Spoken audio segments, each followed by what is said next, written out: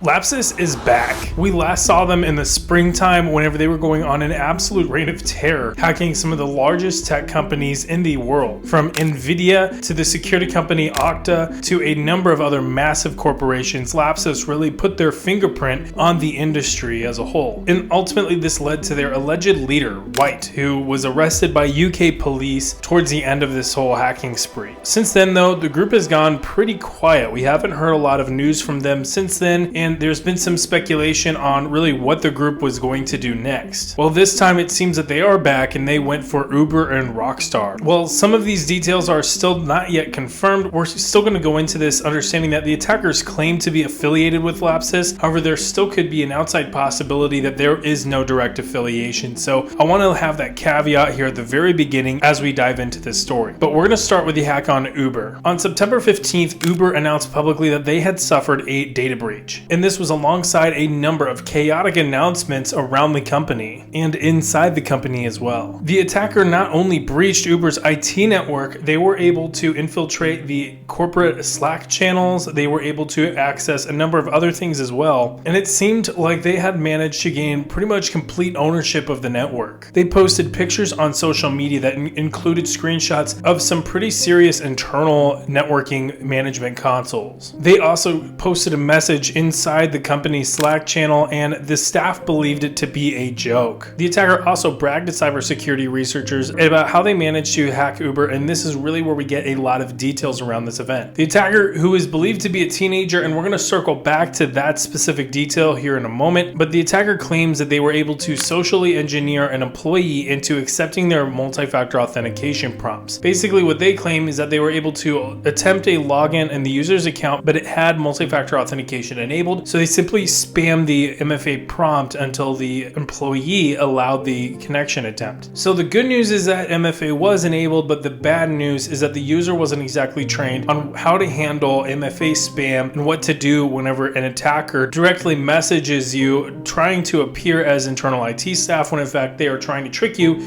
into allowing an MFA attempt. Simply put, if you get a multi-factor authentication prompt and you are not directly logging into a system, no matter what, do not allow it. And if somebody reaches out to you claiming to be a part of IT or security and that you need to allow it, report that to security, do not allow it. But either way, the employee allowed this login attempt and the attacker was able to gain access to the corporate VPN. And from there, they were able to scan the internal network where they found a network share. And in that network share, there was a PowerShell script that had hard-coded credentials, which were admin credentials. So once they were able to take those credentials, they were able to log into a number of admin services, and that's really where they were able to gain complete control of the network, it seems. And that's whenever the attacker started trolling. And that is how this attack happened according to the hacker. According to Uber though, this hack started with a contractor, not directly with an Uber employee. And the attacker was likely able to purchase their credentials on the dark web, which is how they were able to log into the contractor's account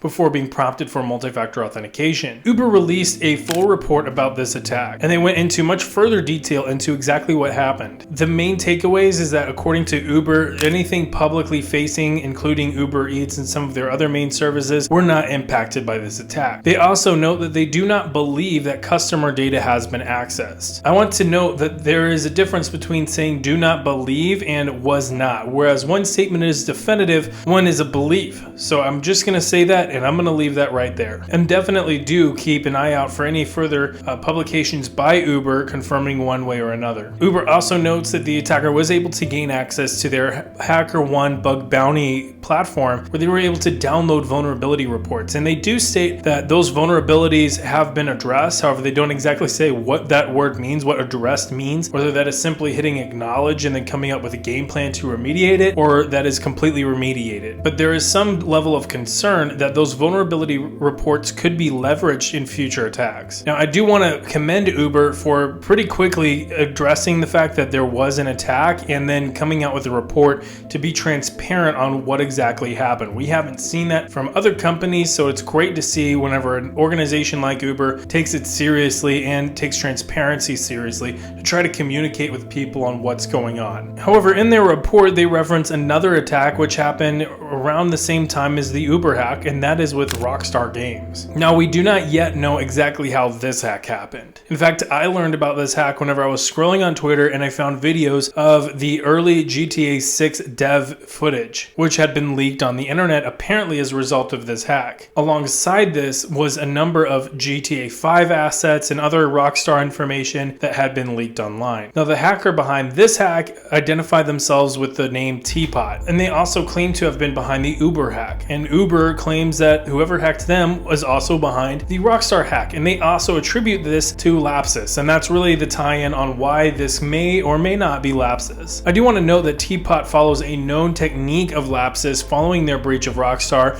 where they attempt to extort the company for money to regain access to some of their information. This is something that we know Lapsus to do, is they will breach an organization, they tend to publicly brag about these hacks, and then they also tend to leverage the information that they've downloaded, stolen, or locked to basically extort the company to paying them a sum of money. In this case, Teapot claims to have put a $10,000 bounty on GTA 5 code. Not long after this, UK police announced that they had arrested a 17-year-old for cybersecurity related crimes. Now, there is some speculation out there that this 17-year-old is also the person behind these hacks. But if you'll remember back to the springtime, whenever White was arrested, there were 7 total teenagers who were arrested as part of a mass arrest of teenagers for cybercrime. And it's believed that they were all somewhat affiliated either directly or by association with Lapsus. Now, we do not know if this 17-year-old is specifically the hacker, or if this 17-year-old might have been affiliated with the hack. Maybe they're friendly with one of the hackers, and UK police was able to figure out about this. Simply put, most of this data on this arrest is not made public by UK police because this is a 17-year-old, it's a minor, and they're going to keep this information private. So these are the 2 hacks that took place, but what have we learned about not only cybersecurity, but about Lapsus, and about really,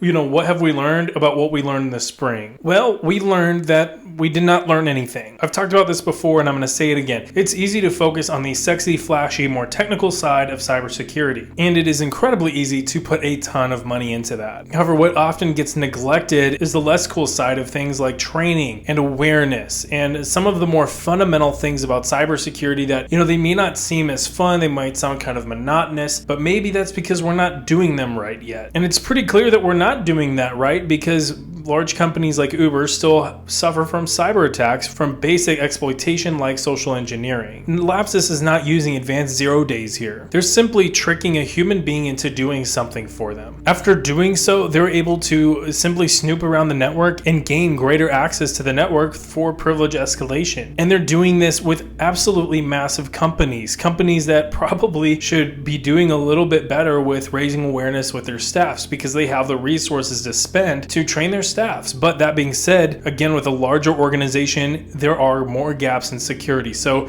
there is an understanding that just because it's a large organization doesn't necessarily mean that it's hard to hack, but that there are no excuses here. And it also needs to be said that whatever is going on with Uber and Rockstar is really industry-wide. I mean, we saw that in the springtime. This is not just an Uber problem or a Rockstar problem. This is an industry problem. This is a cybersecurity problem, and we're going to continue to struggle with this until we can learn how we can train normal employees that are not in security to be more aware of security issues and to properly handle these situations whenever they happen. And it's really with simple stuff like not getting phished, not accepting random multi-factor authentication prompts, reporting to security whenever somebody that you don't recognize is texting you, identifying as IT staff, telling you to let them log into your account. Under no circumstances should you let a stranger log into your account. This is all pretty basic stuff, but again, it's going to continue to happen because we're not communicating this properly. And the scary thing is, we wouldn't have even known about these hacks if it weren't for Lapsus having just a big mouth and wanting to brag about their exploits. If they were a professional hacking group, or even worse, an intelligence agency, then we probably wouldn't have even known that they'd hacked Uber or Rockstar, and they probably would still have access today. The lesson here for all of us is to make doubly sure that we're focusing down on our fundamentals. This is a sentiment that is commonly expressed in football. You'll commonly see